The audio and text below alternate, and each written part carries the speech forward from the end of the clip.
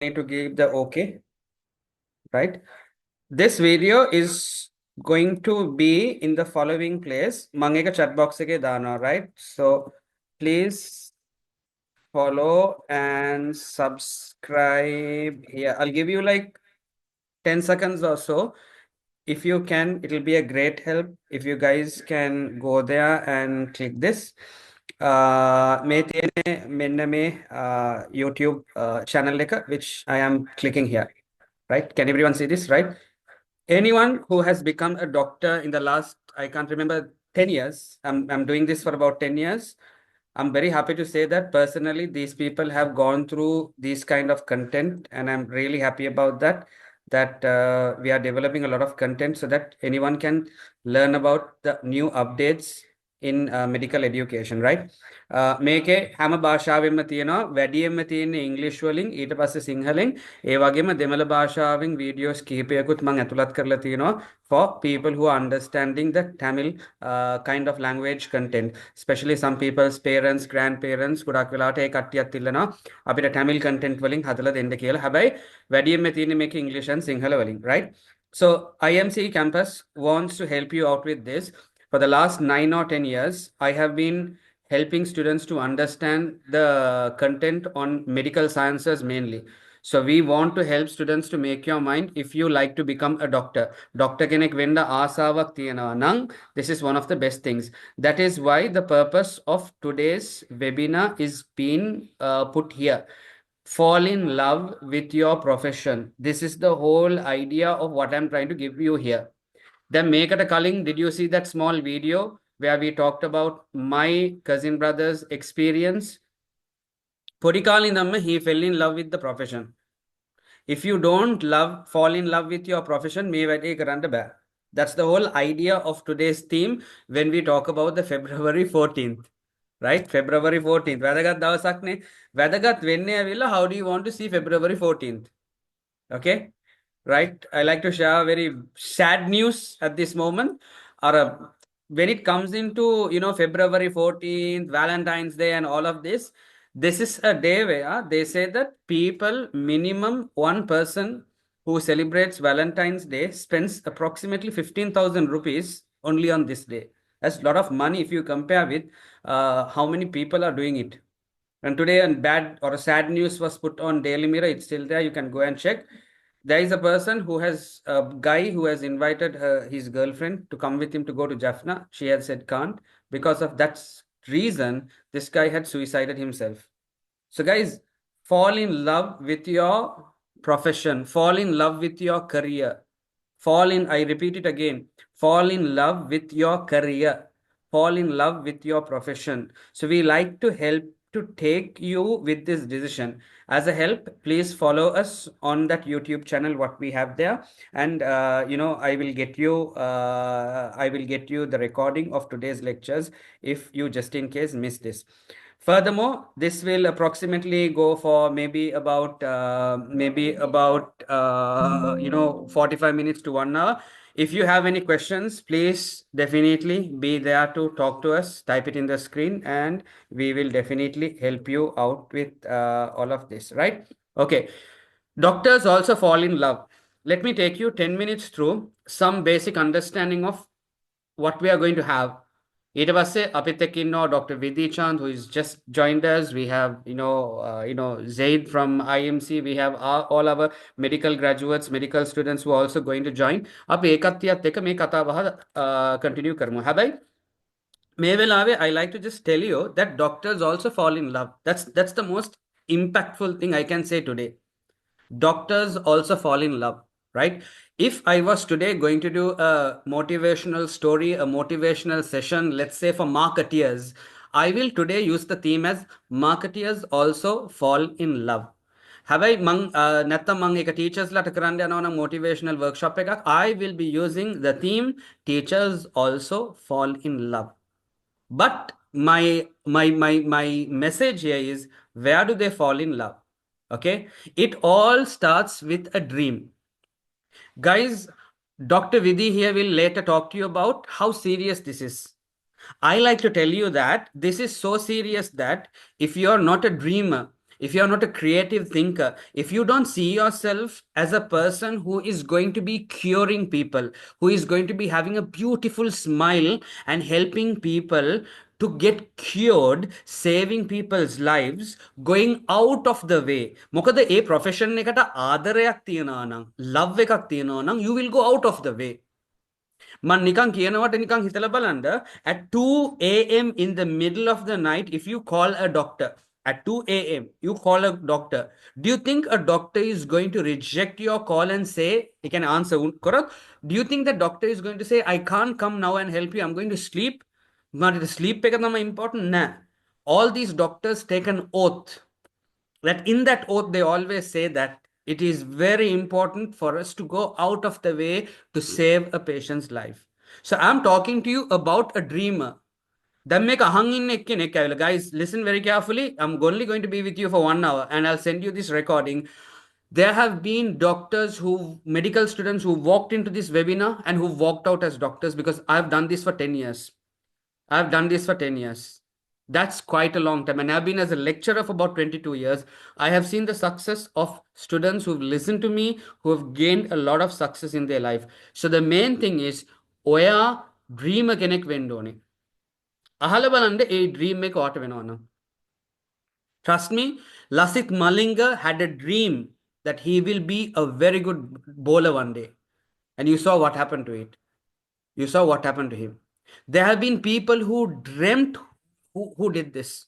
Out of this topic, I just like to tell you, when I was small and when I was, going to school, that was kind of the place where Ranjan Ramanayaka, the famous Ranjan Ramanayaka, used to come into spotlight. He used to do teledramas and things like that. Hari ahingsaka charita tamai ganne. His body was not, pumped up, nothing like that. Ranjan Ramanayaka godako iskola charita valde was very, very young. I was a school boy.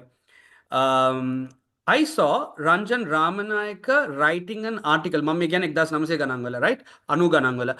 Ranjan Ramanayaka has put an article in the papers. A paper ke heading එකක් තියෙනවා. ඕන වුණොත් I will also go to the parliament කියලා. ඒ කියන්නේ මම පාර්ලිමේන්තුවටත් යනවා කියලා. ඒකටත් යන්න ආසාවක් තියෙනවා. He has given an interview. 20 years later, the fellow went to parliament. He had a dream. He had a dream. Do you have a dream to help people? Do you like to be one of the best doctors in your family, in your community, in your neighborhood?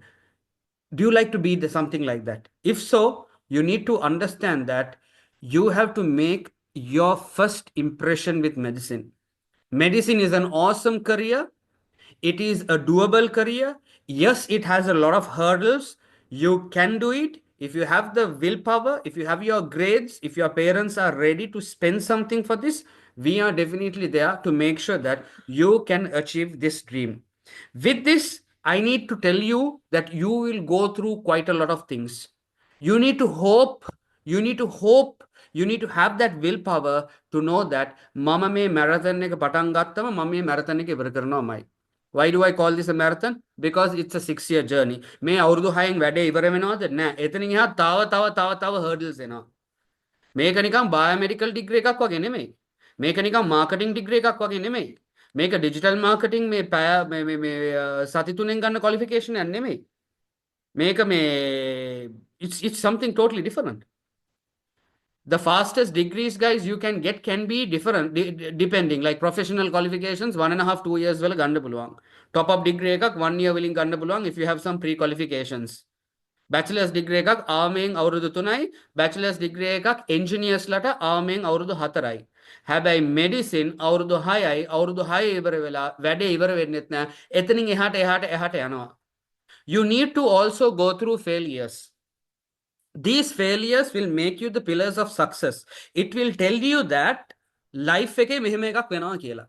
You need to be sensitive, emotional, responsive, ready for all of this. කිසිම doctor කෙනෙක් මේ ලෝකේ නැහැ. ඒ doctor අවුරුදු 40 50 60 වෙලා ඒ doctor කතාවක් කියනවා, මම අල්ලපු හැම patient කෙනෙක්ම කියෝ වුණා. මම කරපු හැම ඔපරේෂන් එකක්ම 100% සක්සස් වුණා. එහෙම කවුරුත් කියන්නේ නැහැ. සමහර වෙලාවට you will lose a patient. සමහර වෙලාවට ඒ lose කරන patient ඇවිල්ලා ඔයාගේ අම්මා වෙන්නත් පුළුවන්. ඔයාගේ තාත්තා වෙන්න පුළුවන්. ඔයාගේ අංකල් කෙනෙක් වෙන්න පුළුවන්. We don't know. You will have failures. ඒක මෙඩිකල් ස්කූල් එකෙම ඔයාට ඒක තේරෙයි. මොකෝ ෆස්ට් ට්‍රයි හැම විෂයක්ම ඔයා පාස් වෙන්නේ නැහැ. In school, did you pass all the subjects like that? සමහර විභාගවල ලකුණු අඩු වෙලා ඇතිනේ. ඒ වගේ ඔයා ඉගෙන ගන්න ඉස්කෝලේ ඔහොම යද්දි sometimes you might have here and there marks also been compromised on this. You will have to go through insults. An insult when you fall down really hard. අපි කියන්නේ නිකන් බිඳුවටම ගියා කියලා. මේ බිඳුවටම වැටුණයින් පස්සේ sometimes you need to collect yourself up. What is it when you go through this? Getting admission to a medical school, you need to have your O levels and A levels. හැබැයි A level fail නම් මොකද්ද? You need to have a relevant bridging qualification, foundation qualification එකක් තියෙන්න ඕනේ.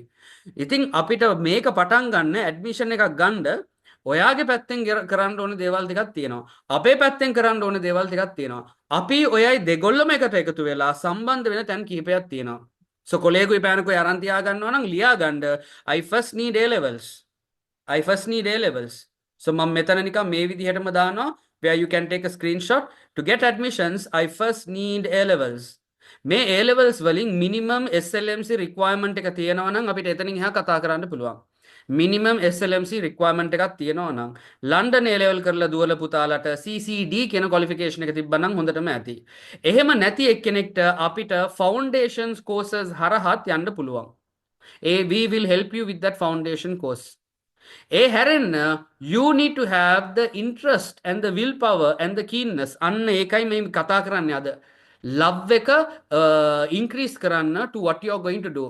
මොකද මේක අවුරුදු 6න් කිව්වට ඉවර වෙන්නේ නැහැ. අවුරුදු 10න් කිව්වට ඉවර වෙන්නේ නැහැ. A doctor always learns. ඊළඟට ඔයගලන්ගේ parents ලට අදාළ මුදල් දෙන්න ඕනේ. Do you think that a medical degree is very expensive? එහෙම තිබ්බනම් ඔයගලන් වැරදි.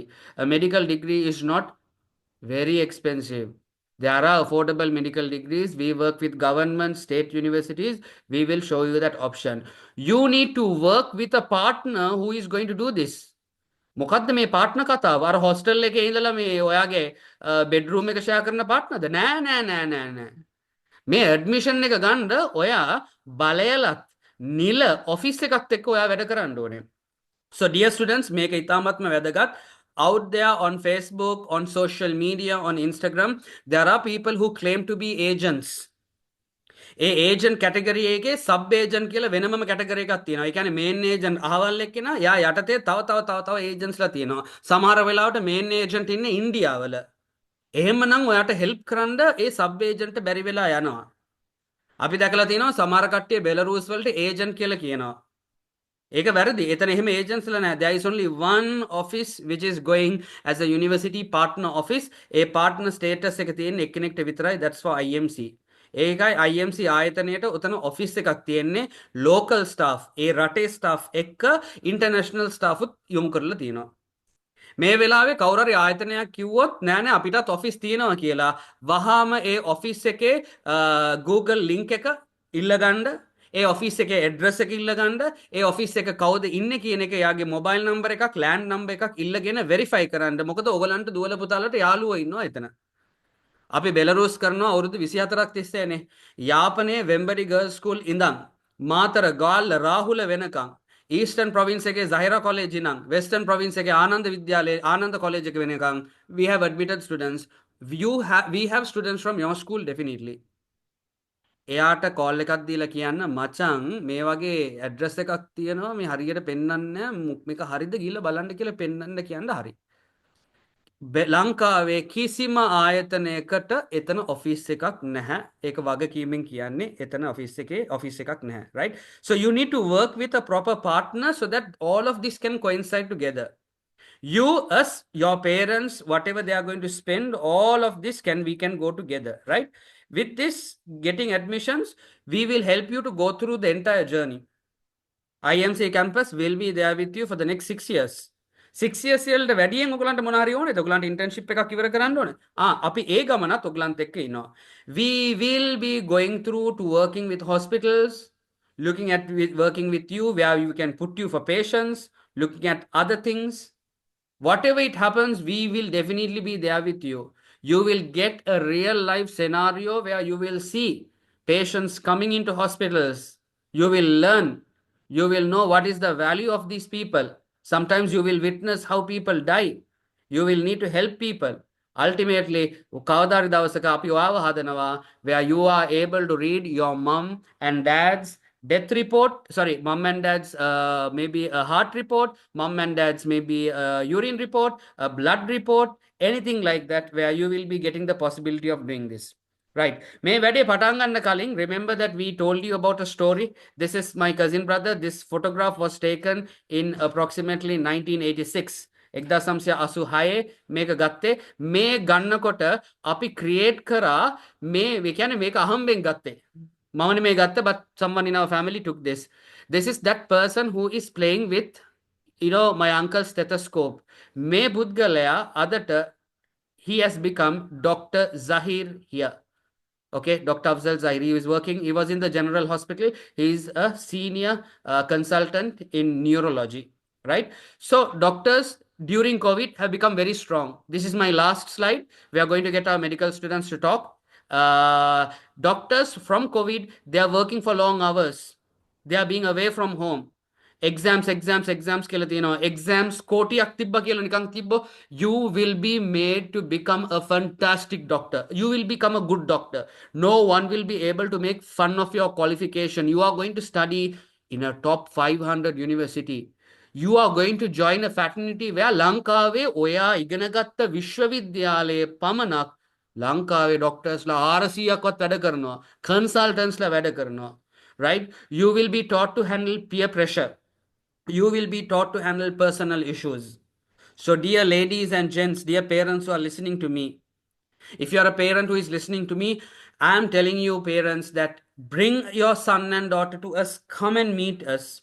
We will show you how we have painted careers, where these careers have gone into become good doctors in New York, in London, in Saudi, in Europe, and in many other countries, including Sri Lanka. So you can definitely come and become part of this journey, right? So if anyone has any questions with this, please ask the questions now. I'm going to now get our students to also have a word with you all.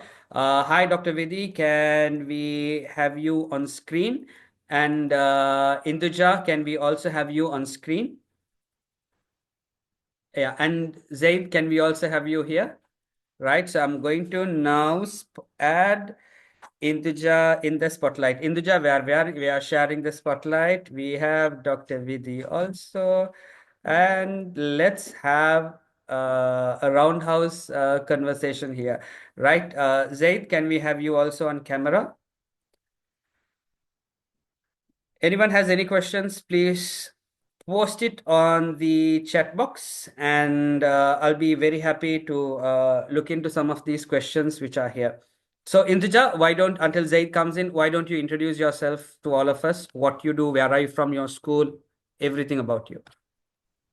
Hi everyone, my name is Induja. I'm currently a first year medical student at Quest International University. Before that I ended my high school in Colombo International School, and I'm also from Colombo.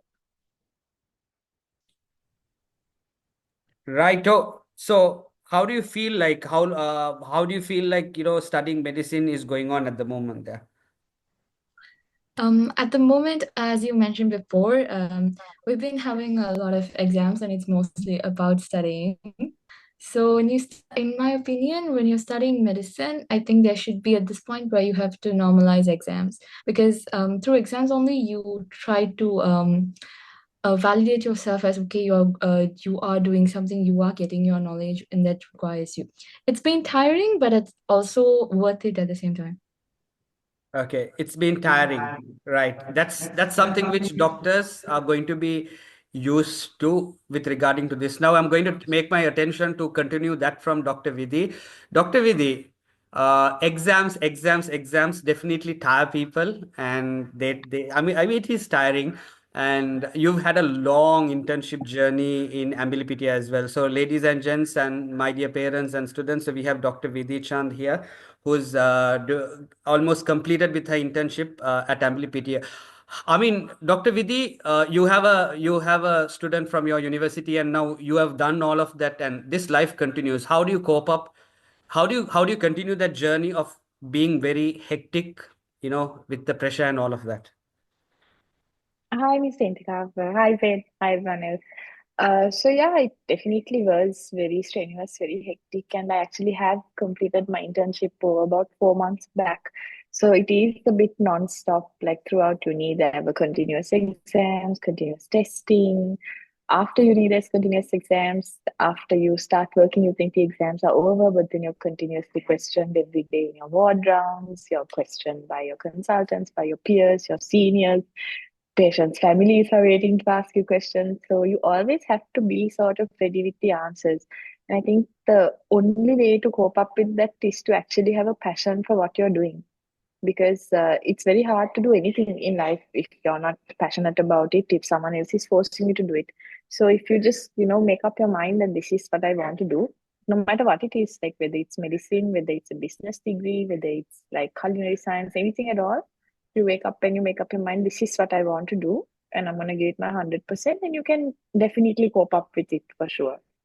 And how did you build that passion? I think I met you maybe 10 years ago or something. How did you build that passion at that time? So it has actually been like a very cliche answer, but it has been like my lifelong dream to do this. But then I also explored a lot of other options. I didn't want to be that person who was just one track saying, I only want to do medicine and this is what I'm going to do. Like I made sure that it was what I wanted to do. So I did a few internships in the medical field. And then at the same time, I explored other career options like in the business arena and creative aspects and whatnot. And I saw what makes me excited to do it. So obviously, when you do something new, you're excited. So I was excited to do everything, but then it came down to what I was excited to wake up and do every day. So I noticed that my biggest interest was I was excited to wake up every day and go to the hospital and go and see what was done. So that was the first point at which I realized like this is what I want to do. And throughout the years, like it's been a very long journey. So almost more than 9 years journey that I've been having in this field. And there have definitely been days where I just want to, throw my hands up and give up, which I think is normal in what everyone does. But then you have those little moments that remind you, like, this is why I chose to do what I'm doing. Like, for example, in uni, like when you're a student doing well in a class or getting good feedback from a teacher or getting to do something new and learn something new is that moment where you feel, okay, this is a good reminder as to why I'm doing what I'm doing. Whereas, like when you move on into the actual field and start working, there are again days, like you said, you get calls at 2 in the morning. You cannot say no. You don't feel like saying no more than anything. There's like no rule saying you can't say no at this time. Like there's no rule like that, but you don't feel like it. You feel like helping and giving your best at any time. So even then, when you're working, there are people who are older than my parents, people my grandparents' age. They come and come, Amina, and they're like, "Thank you, doctor." And moments like that, you feel very, okay, this is exactly why I'm doing what I'm doing. Because for us, it might be, I always say this to everyone, you might see 100 patients in a day, but they'll see only one doctor. So when they give you that appreciation and when you see all of that, like that's sort of a good reminder as to why you're doing what you're doing, and it pushes you to keep going. Good. Indija, what keeps you going? Where did you find your passion? The same way, like, I mean, Dr. Vidhi is one goes back to about 10 years ago, but recently, how did you find your passion? Well, my parents are doctors, so I've Okay. always seen this medical field like through them. And I remember like literally each and every day, my parents just come back and then they literally talk about what happened. Like, okay, this patient had this patient had this, the management and everything. And yeah, when I hear them talk, it was like, at first I was like, okay. And then, but I also did an internship in one of the hospitals in Sri Lanka. But that is when like I got to see what my parents are doing rather than just hearing what they do. And when I finally saw like, okay, this is what they're doing and this is how it's gonna be, and that is the moment like I was like, this is what I want to do. So like, yeah, those are the moments for me. Awesome. Right. Coming to Dr. Vidhi. Dr. Vidhi, let's talk about how is, I mean, during that time, how was the safety and the culture of it, especially if you focus on the fact that a lot of parents ask us the question, this is our one and only daughter. That's how the story comes. And Mahadi, Dr. Vidhi, we know where the question is going to head over. So this is our one and only daughter, and we are concerned about the culture and all that. So I, of course, since we've been there, we've told our part of it, but we'd like to hear it from a lady as well. So how would you take it? So, as a first-hand experience, that is the exact same concern my mother has. Yes, And yes. I think just last week, one of her students from school also went to Belarus, and she said that that student's parent also had the exact same concern. So I don't think that will ever change. It Yeah, is and very a very strange, Dr. natural Vidhi. concern. Dr. Vidhi, very strange. They don't ask it for a guy like my son is going there. How is Yeah. the culture? No, my daughter is going there. How is the culture? But actually, after having lived there, I feel like it should be, the parents of sons who should be asking that, because Belarus is a very, very, very safe country for girls. Like, I cannot emphasize on that enough.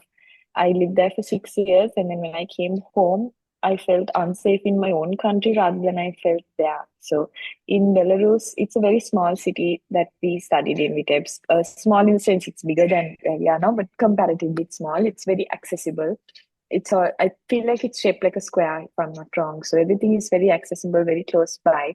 So traveling is never an issue.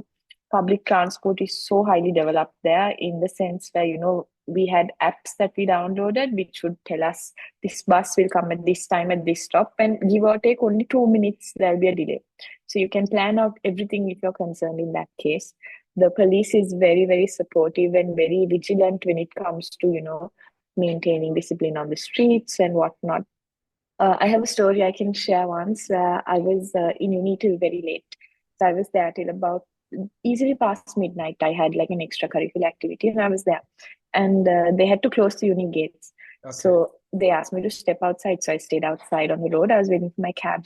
And this very drunk man came up to me and he tried to talk to me. So naturally, my instinct is to, be a bit afraid. He tried to talk to me. He tried once. I ignored him. He tried the second time and I ignored him again. And he looked at me. He's like, "Am I bothering you?" And I said, "Yeah." I just directly said, "Yes, you're bothering me." And he came, he apologized, and he walked away. And I was like, "Okay, that's fair." And then two men came in after that who saw that, and they were like, "Was that man bothering you? Are you okay? Are you fine?" And I was like, "That is insane." Because if that was to happen somewhere here in Sri Lanka, first of all, he'd never come and apologize. Secondly, I don't think people would have come to check and see if they were okay. No one wants to get involved. So in that case, it was very safe. There was a lot of 24-hour supermarkets that were open up near my place. I could walk back any time that I wanted to get anything without any fear at all. So even though you, Miss Nintika, might have told your students, even though I'm telling my personal experience, it's one of those things where once you're in that situation and you live there, you'll realize what a huge difference it is, especially for someone who has lived in Sri Lanka their whole life. And like coming back home to Sri Lanka after all these years, even to date, I'm still concerned, when I'm walking to the roadside shop near my house or when I'm walking to my boarding from the hospital, still that little bit of a fear or concern is there. But I don't recall having that fear at all throughout the 6 years that I was in Belarus. And the fact that women are so highly regarded in that country is one thing that plays a big role in that. The ratio of men to women is, I think, back then it was three women to one man. I'm not sure Okay. if it has changed. Okay. But there's a very high respect, very high concern for women there as well. On Women's Day, when you walk on the roads, there'll be people coming and giving you tulips, or they'll give you like stickers for Happy Women's Day, because women are very, very highly respected in that country. So that's an awesome point. We're going to go to Induja answering how she feels about it. But before that, Dr. Vidhi, I just experienced, I think when I was recently there, so myself and Mandarika were taking photographs, and the way we took photographs were like near the road, somewhere near a color light. And probably when the color light is green and the vehicle needs to go, These drivers think we are waiting to cross, and in the green light, they stop the car and they ask us to cross. And we explain that no, we are taking a photograph. And at one point, I felt so bad that it's happening always. I said to Mandarika, it's okay, just to satisfy them, let's just cross because they're happily stopping, which will never happen in Sri Yeah. Lanka.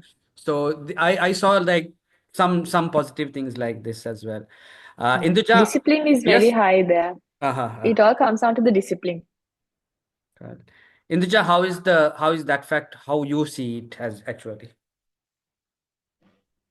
So in Malaysia, from where my university is, Ipoh, it's a very small town. It's a very peaceful and quiet town. Like past 8 p.m. or like 9 p.m., you can't see anyone in the road. That's how quiet and peaceful it is. And for me personally, I like such a neighborhood because if you're in a very, very busy country, you have to be constantly worried about certain stuff. But in Ipoh, it's past 10 p.m., you hardly find a shop open because everyone literally goes to sleep. And in that aspect, Ipoh is very, very cheap. And from where I live, from my residence to the university, it's also a very short distance. And I can even walk. I even go out at night to get food from the food court because it's very safe there. In that aspect, yes, I have also been feeling that this neighborhood is also very safe. Awesome. And you find Malaysia very close to the Sri Lankan culture and the taste and the flavors? Yes, that's true. That's true. So, even my roommates who are Sri Lankans, they also find this. They don't have an issue with food per se because we get here the Indian food as well. So we have all this dosa, roti, and everything that we can eat every day. And even the Chinese food that's here also, it's very, very it's also very tasty and it's healthy in that aspect as well. And we've been having a lot of Sri Lankans lately, so it feels like the community it's nothing nothing different from what I've experienced in Sri Lanka. Like from my friends, the Malaysian friend I talked to, and my Sri Lankan friends, I'm very comfortable with them, and I so like because of that, I feel like I'm still at home. Okay. And if you need to go to KL, how do you travel? Yes, that is something that I often do because my aunt is in KL, so Oh, I okay. often go to KL during once a month at least. So I usually take the train, which is totally safe as well because here the train system is very advanced to the point you can book a seat next to a female or a male. So you can choose, okay, Oh, which seat I can book. So in that aspect, it's also very safe. okay. Okay, that's interesting. So both countries are having, I mean, I picked like from Dr. Vidhi Chand's era itself that there are apps which still, dear Sri Lankan students, ඔය system එක අපිටත් තාම පරණයි, right? Can I look at an app and check where is the 154 bus, where is the 155 bus? No, right? There was a plan to bring this to Sri Lanka where they are given a tracker and do that. They had some practical elements on implementing it because the number of if you look at like 154 there aren't much buses, but if you want to put the 103 Borella Maradana bus in a GPS map, it's a hectic task because per minute I'm not joking, but per minute maybe 10 buses will come and go. So how do you like practically put that? You can put it in a map, but isn't it complicated? So this idea never came, and things like that, it was never implemented. But nice to see that when you use digitize modes like an app and all this stuff, it makes it easy. Dr. Vidhi, in your journey, how does this professional exams come when you want to look at where is your next hurdle to? Like, I'm going to come to Sri Lanka. How do you set your mind for ERPM? How, I mean, do you apply for some coaching before you finish? How does it happen? If it's other exams, how does that happen? How do you decide what to do and things like that in a generalized picture? So, Miss Indika, before I answer that, I think it's important for me to mention why we have to do these professional Please exams. do. Yes. Because a lot of people have that question, like I studied for so many years, like why can't I study? It's because you have to do these licensing exams if you're planning to work in a country that is different to the one where you have got your degree in. So if you studied, like for me, for example, I studied in Belarus. So all my exams, my final degree will come from the medical board of Belarus. So if I want to work in Belarus, that degree will be accepted as it is. But if I want to go to another country, they want to see whether what I have learned is up to the standard of whatever their medical board upholds. So each country has their own specific set of exams. So when it comes to Sri Lanka, which is the exams I did, at the time that I did it, it was a two-part exam, a theory part and a Viva component. Now the system is changing a little bit, but it's still theory and Viva. And in all other countries as well, it's mainly based into a theory and Viva component. Some may have a few other little interviews here and there. So one very important thing is, first of all, you have to understand why you're doing the exam. It's not that your degree is not good or your degree is bad or anything like that. It's just because that country needs an assurance that you have covered up all the bases that are required as a minimum requirement to be a doctor in that country once you work. So when it comes to doing these exams, where you're going to do it, how you're going to do it, it's all up to you. It's all up to where you want to do your exam and which country you want to work in. For me personally, my goal is to come to Sri Lanka and work. Whereas I have a lot of colleagues, a lot of my batchmates who chose different options. Some chose to work in Belarus, some chose to work in Middle Eastern countries. So I have friends working in India, Sri Lanka, the UK, Australia, US, Lebanon, Egypt, Dubai, Qatar. Like I can go on, but I have friends from my batch and from my uni who are working all over. Each of us have to do different exams. So first of all, decide what your personal goal is, because your goal might be to work in Belarus, or it might be to work in Malaysia, it might be to work in Sri Lanka, it might be to work in UK. And then you start seeing what requirements are needed for you to do. So the US, for example, there are certain exams which are beneficial that you do while you're in uni itself, while you can start from your fourth year onwards. Whereas in Sri Lanka, you can't do any exams while you're in university. You have to do it after you graduated and have your degree in the first place. So what you can do is you can start studying for these exams beforehand if you have made a plan as to where you want to go. But in my case, I was also involved in like a lot of extracurricular activities in my uni time. So what I decided was I don't want to really focus on studying for my uh, like my pre-intern exams now. So what I did was I focused on studying on my university exams, because wherever you go, whether you stand, on your feet or you stand on your head, medicine is medicine. There isn't going to be a huge change in what happens. Whatever part of the world you're going to, your liver is still going to be attached to the same other organs in your body that it is in one country, right? So what you can do is get an idea of the syllabus that you have to do, focus on your university studies, because that's what's going to come. The only thing that changes is the style of the questioning and certain sort of gold standard treatments or managements or investigations that happen. That's simply because of resources. Like in Sri Lanka, certain resources that are used in Colombo, we don't have in Ambiripiti itself. So if within the country it's changing, it's going to change from country to country. What I did was from my fourth year onwards, I did a bit of like research on what the syllabus is in Sri Lanka. If there were any gaps only, I covered that up in my uni this thing. And then because COVID had started, there were like a lot of online classes for ERPM exams. So I joined for a few subjects, but then mainly I had done my exam focused preparation after I had come to Sri Lanka only after graduation, because what I did in uni was more than enough to cover up the content. Thank you, Dr. Vidhi. So the question is to Induja Tirkumar. Okay, Induja, so you are a student from Quest International University, Malaysia.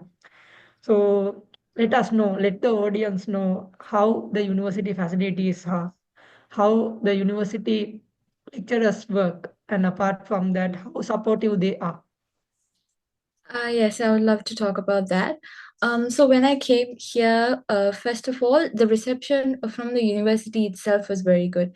They were there for me from the moment I landed in Malaysia and until I got settled in my hostel, and then I started my uni, and even till now, the university has been helping me throughout. Even before joining also, I've been in contact with a few of them, and they've also been very helpful In terms of the faculty, yes, when if I want to talk about the academics per se, it is hard, and sometimes like you might feel like the lecturer is just talking, and there are moments where you might lose track of what's happening. And when that happens, the lecturers are very much available for you to go and talk to them and clarify those doubts. In that aspects, they're always there. And so let's say, apart from that, let's say that you are facing a few like personal troubles. The university has a system called mentor and mentee. That means each student is assigned a professor, where the professor will be giving the student certain sort of counseling, or like they are their mentor. So you can always go talk to your mentor about any see any situations that you're having, and especially this is very much helpful when you're an international student. So since you're away from home and you can't talk to like a lot of people about your problems, you can always go talk to them, and the confidentiality is always maintained. Apart from that, also when we talk about if I talk about the post-graduation examinations, the university, even just from the start itself, like from my first semester itself, they provide USMLE lessons, which is very parallel to the course to the content I'm studying there itself. So let's say today I studied about pathology or information. The USMLE question regarding to that will be simultaneously discussed in class. It's like the university itself is preparing for us for our examination like USMLE, and this content is also helpful even for other examinations like even the ERPM from Sri Lanka as well. And more about the university, I would say the lecturers are really helpful, and we have other faculty members like Mr. Prem was always been there for me if I have any doubts, or if as in if my parents can't get through me, they directly just contact him, so that my parents can get in touch with me. So like that, the university members have been very friendly with me, and they are also very helpful. Awesome. Right. Dr. Vidhi, you just touched a little about how these ERPM stuff and all come. I just wanted to just check with you. Let's say that students are scared of ERPM, like how's the pass rate? And it's like, I mean, I know it's not easy. What's your take on that? The pass rates, number one, mix it up with compare maybe a foreign exam more easier lucrative than ERPM, like that's another headache in the parents and in the students mind, like okay mechara vedan karla mechara karla, okay what if I come here and I don't get through? What's probably your top 3 recipe which you can say no, ERPM can be under control? If not, you have something like that. What's the like a very soothing response you can give for this? So yeah, definitely ERPM is, I'm not gonna lie, it's actually a very tough exam. Like it's rumored to be one of the toughest throughout the world, but it also gives you the confidence that if you can pass ERPM, or if you can tackle ERPM, you can tackle other exams as well. My biggest advice for ERPM would be to focus on your classwork. So in university, you're tested regularly, you're tested daily, pretty much in all your classes. So if you focus on that, and if you tackle a little bit at a time, it becomes very, very doable. It becomes very easy. If you're going to try and do 6 years of syllabus in 1 month's time, then definitely it's hard. But it doesn't come to that point because you're gradually and constantly studying little bit at a time. Like consistency is the key. So one thing that I kept telling myself when I was doing my exam was one step at a time is all it takes to get you there. Because like in any exam, once you do your preparation, once you do multiple papers, once you go and see a lot of patients, you realize that there are patterns. Every single exam has a pattern. So you get into a very exam-oriented way of studying. So when you're studying in university, I would say focus on whatever the syllabus is there. Do your level best to gain as much clinical exposure as you can gain while you're in university. Especially, it was really easy in Belarus because it's a government facility. So all of them are teaching hospitals. So patients will allow you to examine. Ask nurses, volunteer, say, I want to learn how to put a cannula, I want to learn how to put a catheter. go and look at things. Be curious is the main thing. If you see a saline bottle, go and look at a saline bottle and see what is it comprised of, what's in there, so that when the day comes that you actually have to do your exam, that you actually have to do a viva, none of this is new for you. None of this is alien for you. So familiarize with yourself, and you have 6 years to do that. You don't have to do it all overnight. So slowly do it over 6 years, and then you'll be able to tackle it. And then when it comes to Viva, another bit of advice I can give is we all have seniors, friends, relatives who have come and done exams. So you can ask them, like, what are some of the common cases that you see in exams? What are some of the common cases that are there in hospitals? And then when you're doing those cycles or rotations in uni, pay a little extra attention to those patients and see what sort of presentations they have, what sort of complaints they have, and basically just gradually do a little bit every day for 6 years, because that's going to add up to a lot when you're doing your exam, and then it becomes a lot more doable than you think it is. Awesome. Zaid, go ahead. Induja, the main question, the thing, there are certain factors students want to adopt. Okay, so specifically medical students.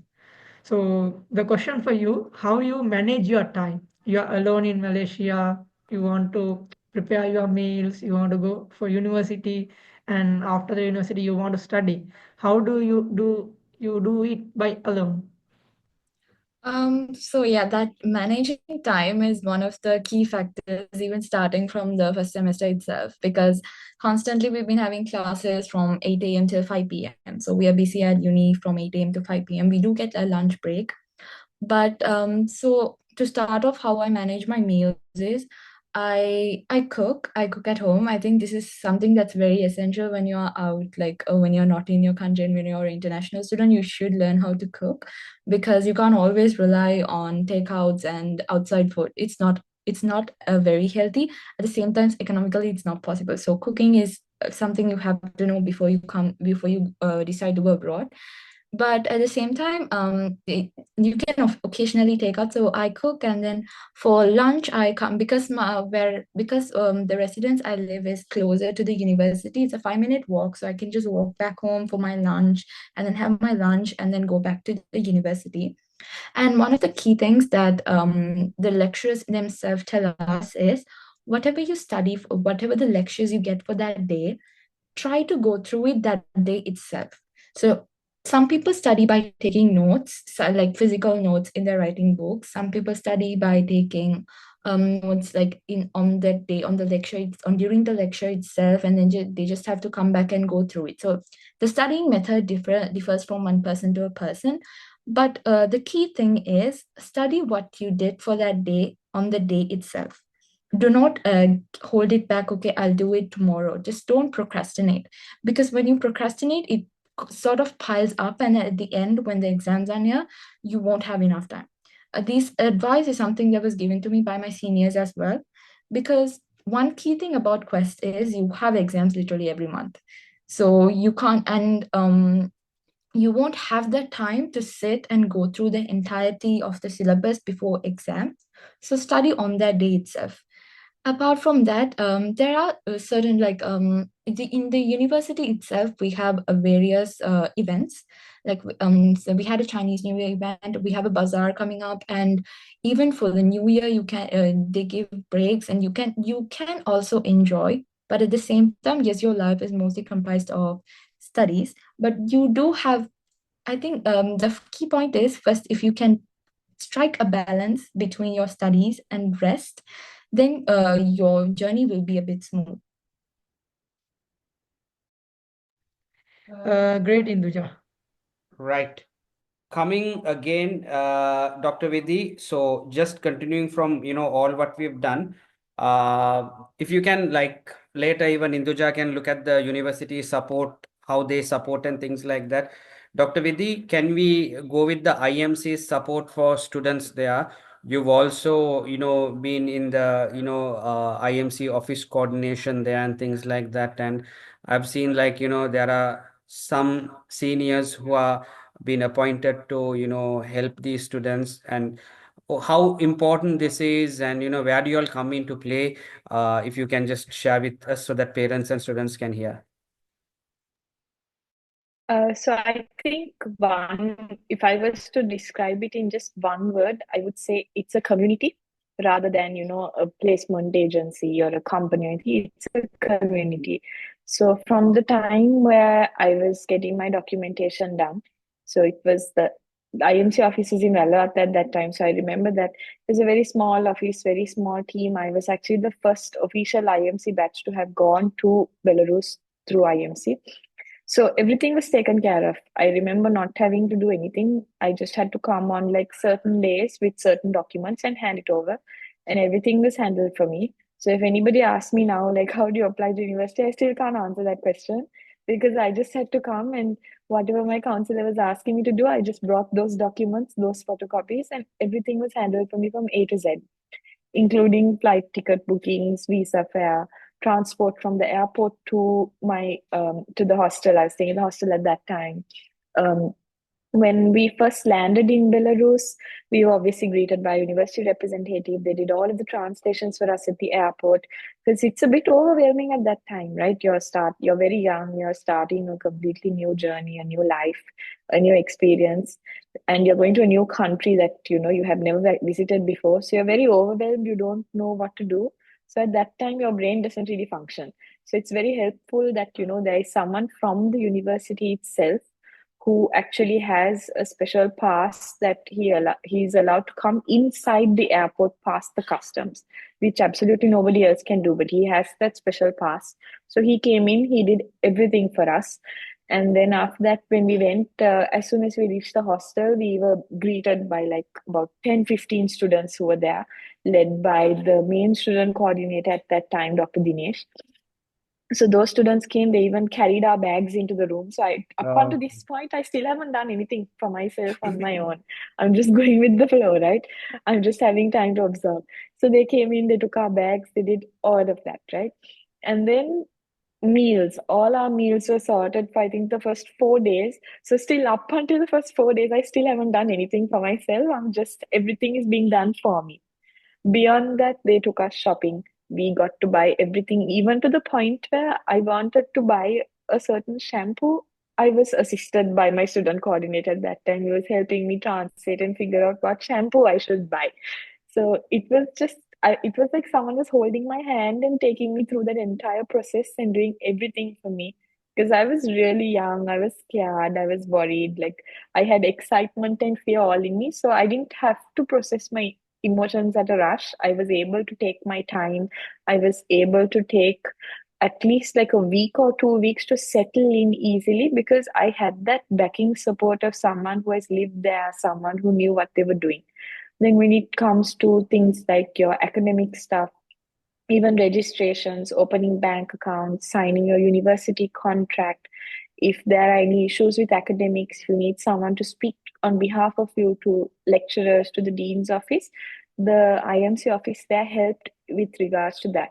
So I was actually very inspired by that in my first year. And I remember very clearly my mom had spoken to Dr. Bhatia and said, I've noticed that all your coordinators are male. Why is that? And Dr. Bhathia's response, my mom was, when you see the work they'll do, you'll realize that, you need a lot of guys to be doing this. And my mom had challenged him and he was like, you see, you'll need a girl one day. And then a couple of years later, he actually contacted me and he was like, I remember what your mom said in your first year. I actually need a female student coordinator. Are you interested to come and help work? And I was like, definitely, right? Because I started working in 2020. So this is my 5th year working with IMC. Okay. And up until 2020, for the support that I was given, I was definitely like, I didn't have to think twice when it came to helping. So when I walked in and I started helping, we also did a lot of the same things. We helped a lot of students settle in with their work. And then after they settled in, it's not like we cut off our connections with them. Those students also came and they asked us for help, and we gave them a lot of help in whatever way we could. I remember once I got a call past like 10:30, 11 from a student saying, Aki, I don't know how to turn on the gas stove in my apartment. So the level of support we had to give extended to that as well. And personally, still to this day, as a graduate student, I still get help from the Belarus office that is there. If there's any documentation that I need, my coordinators who were there when I was a first year, I contact them and they help me with getting whatever documents I need. You maintain a very good relationship, a very good community there. Uh, they help you out with basically everything. Like I remember when I was in my first year, my roommate and I were both very, very sick. Like sick to a point where we had slept for over 24 hours without realizing. So my student coordinator had come in at that time. He walked in with like a thermometer and like soup and took us to the doctor and helped us with medication. So that sense of community is very, very important when you're living in a country that's far away from home. For a lot of people, it's the first time living away from their parents. For most people, it's the first time even leaving the country. When you have that community in terms of the support, it makes your journey so much more easier because you can only focus on your studies then. You don't have to worry about these additional problems. And have you ever, one more question thing, have you ever felt like homesick, missing home, and how do you cope up like? I felt homesick on a very small number of occasions. So the very first time I felt homesick was in the first week when my mom had left. She came to drop me and then she left after I think about 4 or 5 days. That was the very first time I felt it. And on that day, my seniors had come to my room and they literally like carried me out and they said, "Come, let's go out for milkshakes." And that was tackled then and there. And in the other times where I felt homesick was festival, which is Diwali. So I felt a bit homesick for like 5-10 minutes every year on that day. But then that homesickness also went because I realized I had my university Diwali event. I had to get ready for that and go. So we built like that sort of mini Sri Lanka for ourselves there. So I felt like I was more exposed to the culture of Sri Lanka when I went to uni rather than when I was living in Sri Lanka.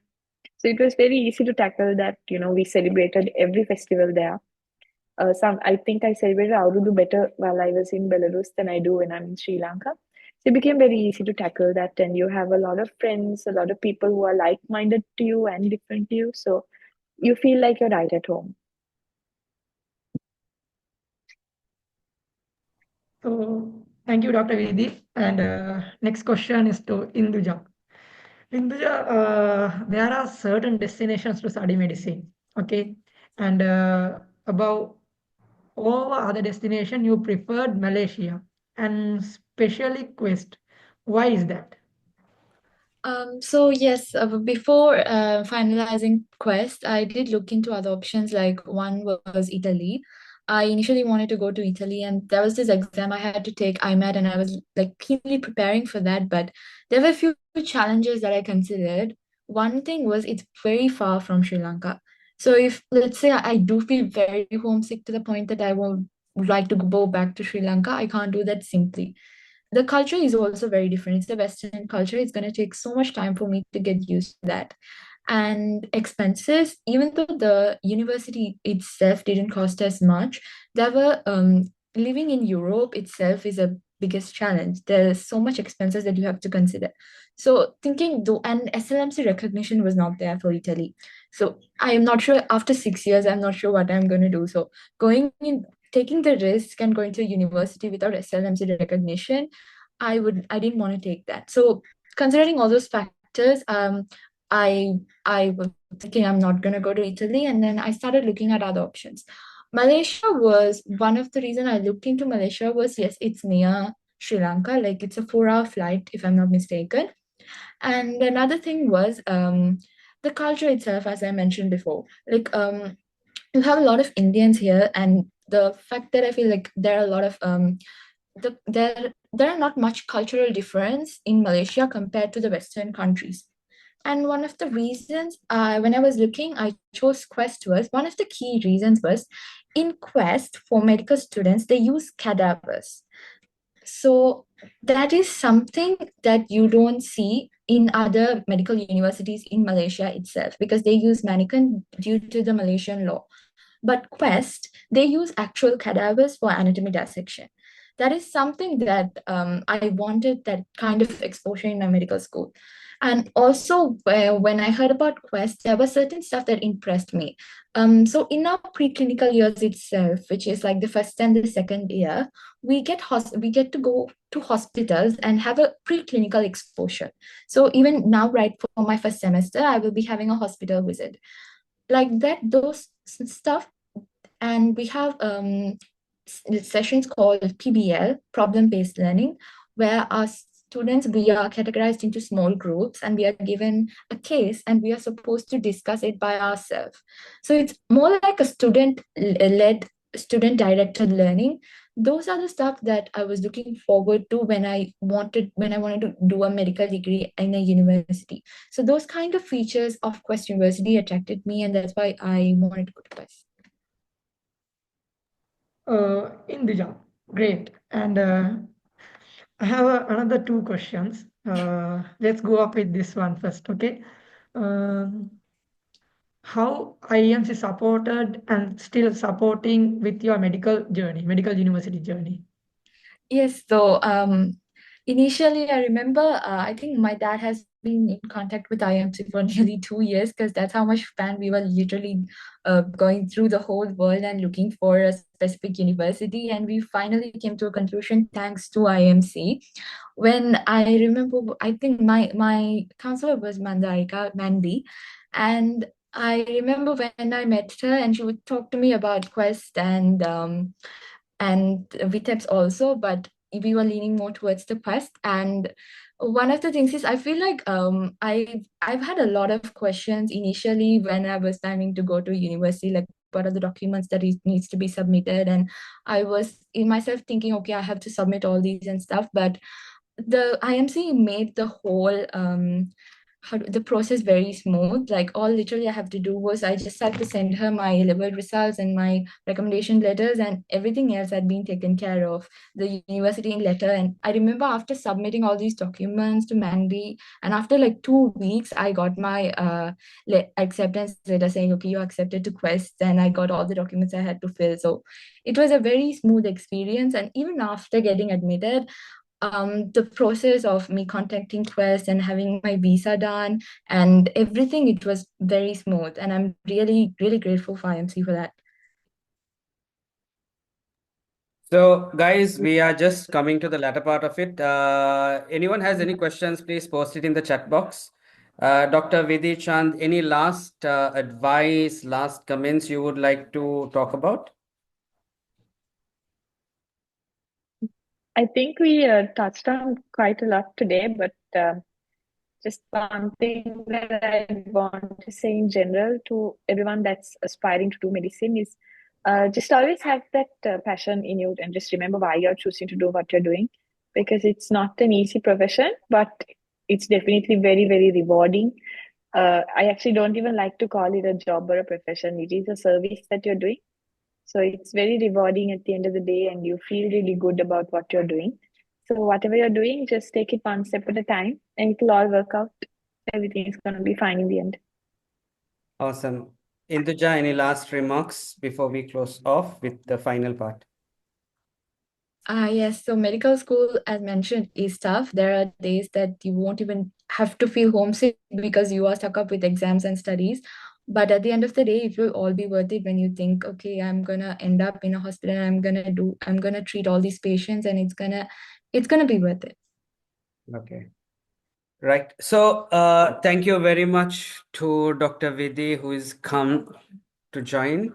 And thank you very much for Induja, who's joining all the way from Malaysia, right? So, guys, while we are saying bye-bye to them, I'm just going to do the final touch-ups with regarding to this discussion. You know, to find this video, if you want to take any points from this, there is a question, sir, if I do foundation after I finish MBBS, if I do foundation after I finish MBBS, the question is, why are you doing a foundation after you finish MBBS? Just check on that. If you got the question properly, can I work in Sri Lanka? Usual rule is whatever thing you do, you need to do it early. and all foundations are not recognized as well. Second thing is you need to have A levels at SLMC's minimum qualification to do along with that. So all foundations are not recognized for this. And if I do a 5-year MBBS in Malaysia, can I do a 1-year training in Sri Lanka? Yes. Once you come here, after you've passed out with your ERPM exams, you definitely can do your internship training in Sri Lanka. We just have Shehani Malsha, who is also joined. We'll have a final round chat with her. Before that, I would like to show everyone the website of our campus so that you all can know what information you all can bring into before you discuss everything. So I have already given you this link, which you can see. Please look at whatever the content here and see, what you can like do on with this, get all your information. You can refer the video and get everything regarding to this. There is a question about OSSD. The OSSD is currently going on where students who come to Sri Lanka had received a letter where, the ministry says that this is all okay. At the moment, the ministry has stopped issuing letters. That does not mean that it is not recognized in Sri Lanka. It is just that they are not giving you letters. If you would like to take the chance, you can take the chance and see. We give you all right to do it. So at the moment, since the letters are not given, we 100% are not committing on this as we used to do it. But there are dozens of students who are still currently studying that qualification. Coming to the cost, which a lot of people are asking. So the Belarus University comes at state university cost. ඔගලන්ට පේනවා ඇති මේ state steel කියන වචනේ එනවා මෙතනට. ඒ කියන්නේ මේක රජයේ අනුබද්ධ විශ්වවිද්‍යාලයක්, right? This is a state sponsored university. So the cost is kind of subsidized. It is as to equal to studying, in the state university options in Sri Lanka as well. I don't know how many of you all know that. You all know that state university in Sri Lanka is free of charge, FOC, right? It's free. There is another small unit in the public universities, Emanatang state universities, where certain courses you can pay and study. So even if you pay and study, that course is subsidized into a very affordable price. So you can even study at the University of Colombo certain courses where that course is very cost effective compared to a private university. The starting cost of these, I would say, will cost you $6,000 without the cost of living per year. අවුරුද්දකට $6,000. To know the complete cost, how it is, you need to talk to your counselors, come and meet us.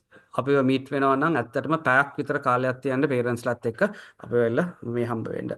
Malaysian options start from approximately 14,000 USD plus.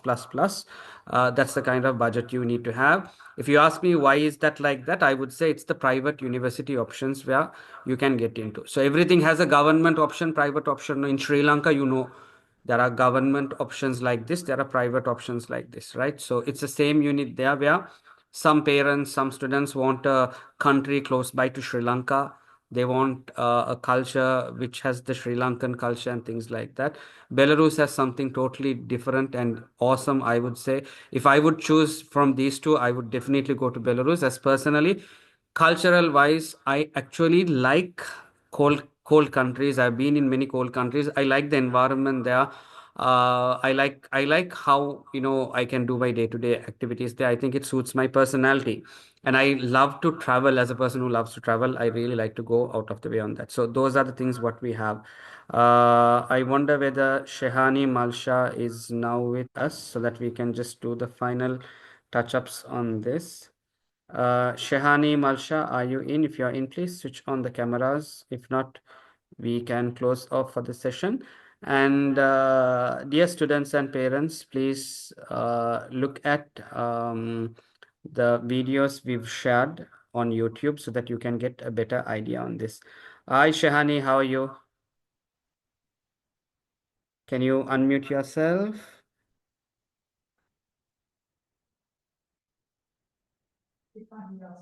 Shehani, can you hear us?